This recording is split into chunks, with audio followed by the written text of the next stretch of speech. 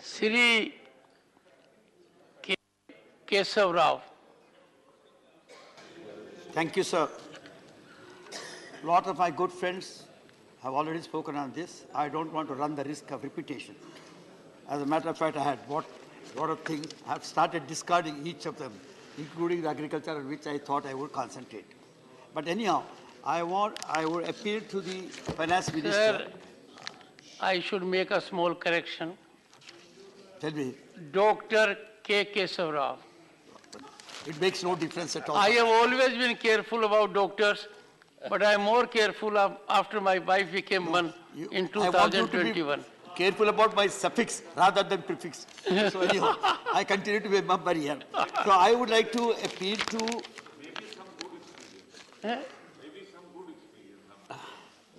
when she became doctor. see, whatever we are trying to talk here, it is quite possible we have the other side of the story, or we have two different views.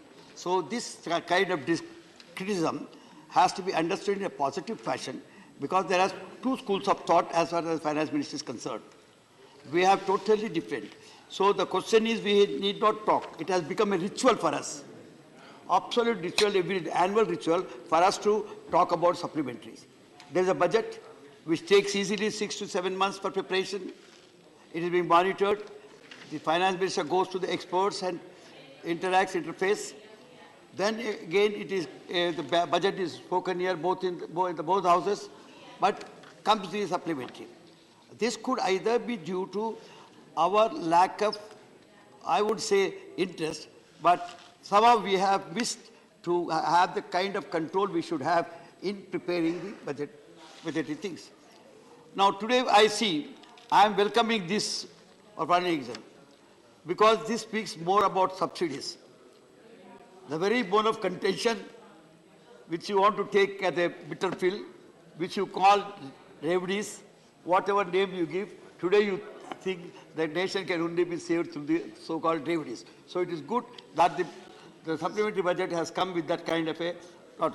So I would rather take that as a positive approach, rethinking on the part of the government. Sir, what I would like to say, today we have something like 75 supplementaries and 6 appropriations, working out to 4.25.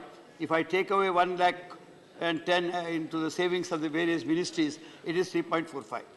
In a 400 lakh crore budget, that is 10% of the budget is coming under supplementary. Please, I want the finance minister to revisit the figures, how they are done. 10% coming as a supplementary demand is something which is not palatable. Nonetheless, you have your own exigencies, your own conditions. I would have agreed to these exigencies or these kind of conditions, provided everything was fine, everything was smooth and nice. That is to say, the economic recovery was good, your promises have come true, or your own things are good. But as the members were talking yesterday, or even today, everything went with totally appetite in the sense that inflation, Mr. Derek Abroy went and plowed the very roots of your party formulation through the manifesto, brought in your intentions, good intentions, which failed. I'm not repeating because I don't want to. Then came Raghav Chadda. He really tore into pieces, or it is punctured most of our claims. Now, I know the finance minister would rather say these are not to be believed at all. These figures are erroneous. They come, to quote you straight away, you would rather say they are made erroneously and depend on the hallmark of what you said, something like, well, anyhow, you had criticized the international figures, saying that they are not believable. But at the same time, you have often quoted the same figures to whenever it goes positive or goes in your favor. That exactly that kind of a, I would say, duplicity, two talks should not come in. Sir,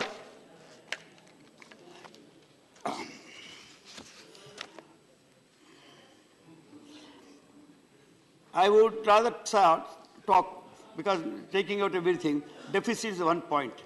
Deficit to say that it is 6.7, all these statistics I would not take, go by your advice, go by it. I only know when I am talking of deficit that it goes to 6.17 or whatever it is. Today what was during UPA regime, for 40 rupees petrol has today become 90 rupees. Diesel had gone up, same thing. Milk has gone up, same thing.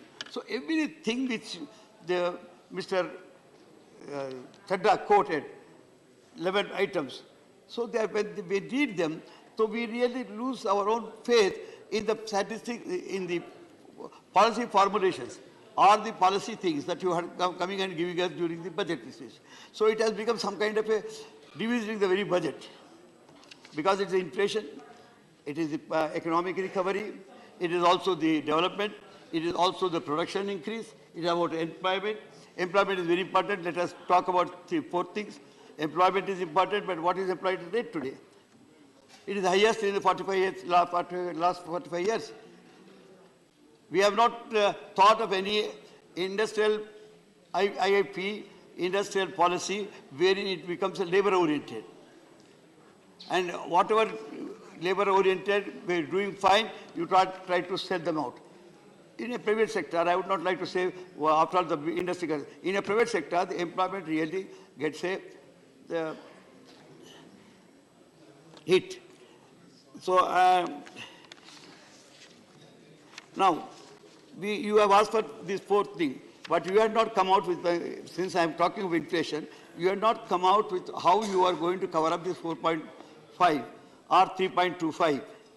Is it through additional taxations, or the borrowings, or whatever it is, it must be known, because it is going to add to the additional inflation.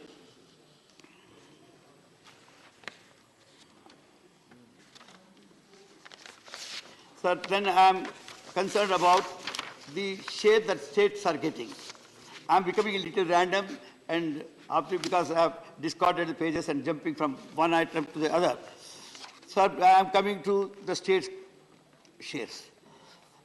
It's a indirectly hinted at the cess and also the surcharges.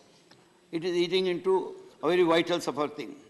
You will not be surprised that the share of cesses and surcharges in gross tax revenue have increased from 8.16% in 2011 to 28.08 in 21-22. Don't challenge these figures under your regime.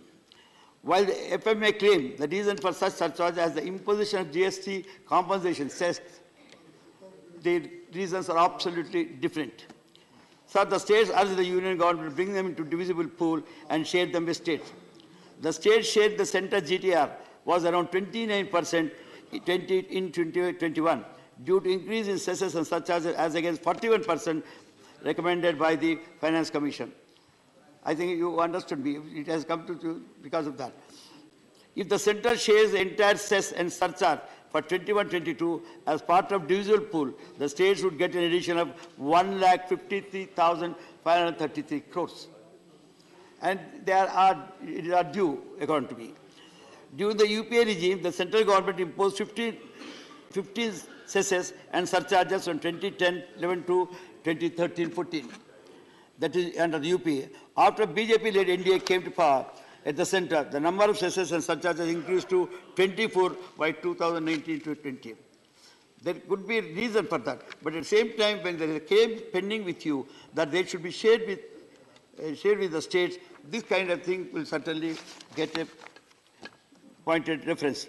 However, many of them subsumed after the introduction of GST, and currently 9 cesses and surcharges are being levied by the center. These 9 cases and surcharges account for revenue of 3,74,471 crores, even in the 9 that you have left now. Crores in 21-22, compared to 73,880 crores in 2013 and 14. That is when the Congress gave you the power.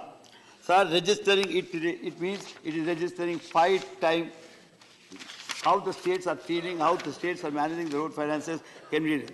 Sir, I know about this drawing, I can only refer you back to our Public Accounts Committee report, which has warned you earlier also. It provoked a criticism concerning the Public Accounts Committee. In order to completely rule out the possibility of excessive spending, underspending, and wrongful appropriation, the Public Accounts Committee reaffirmed the necessity for meticulous examination of the budget proposals, rigorous monitoring of expenditure, and strict adherence to the financial laws. However, even after that, our fiscal system severely lacks sufficient planning and effective monitoring mechanism, making it impossible for a nation to establish disciplined budgetary thing. A disciplined finance minister has this to say. Sir, very interestingly, one subject comes to me after taking out the things which I have labeled.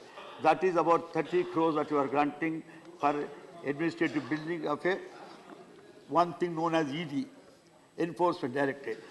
As one of the friends here said, why do you give only 30? You should have given 3 lakh crores. We wouldn't have objected because they are your gladiators. So even sending your own gladiators, I would rather say, according to news report, I'm telling you, I'm not criticizing. After all, the budgetary allocation of 30 lakhs is all right, that goes. But my comment on the ED on this eve of you are passing the bill, according to a news report, since 2014, there has been 4-fold jump in ED cases against politicians, out of which 95% are opposition parties. This you may kindly check up and find. And the ED's conviction rate is as low as 0.5%. And we are spending all that money thinking that they are doing, gladiators are winning the wars for us. Even after the dramatic increase in races, this is what exactly the ED question. Now, secondly, as I in the beginning itself said, I welcome this only because you are depending more on these subsidies. Subsidies is taking back your own criticism of the revenues. Sir, I would rather go to, it may not be the sounding well, what thing I would rather say. Sir, Telangana has been doing very well, despite your total rejection and despite your total stepmotherly attitude of closing all the funds to that state.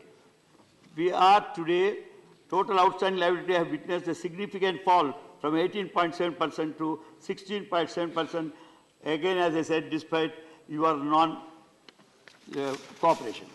In terms of outstanding liabilities of the state government against the gross state domestic product, GSDP, Telangana recorded 27.4% at the end of March 22, which is the 5th lowest in the country.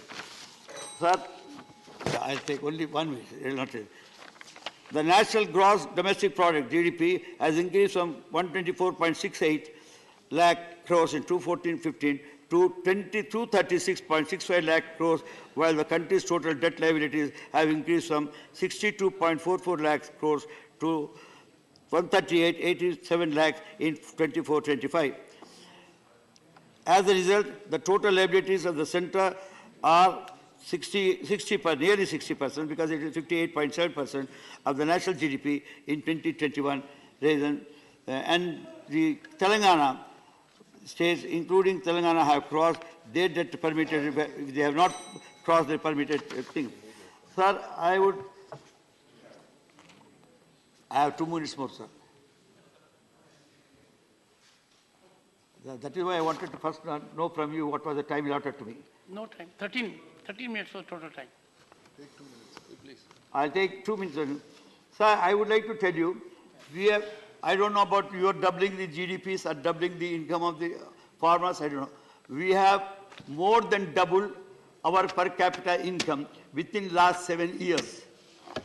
We have, although the population is 2%, we are 5th largest state who are adding to your GDP. Thank you, Dr. K. Keshava. Thank you.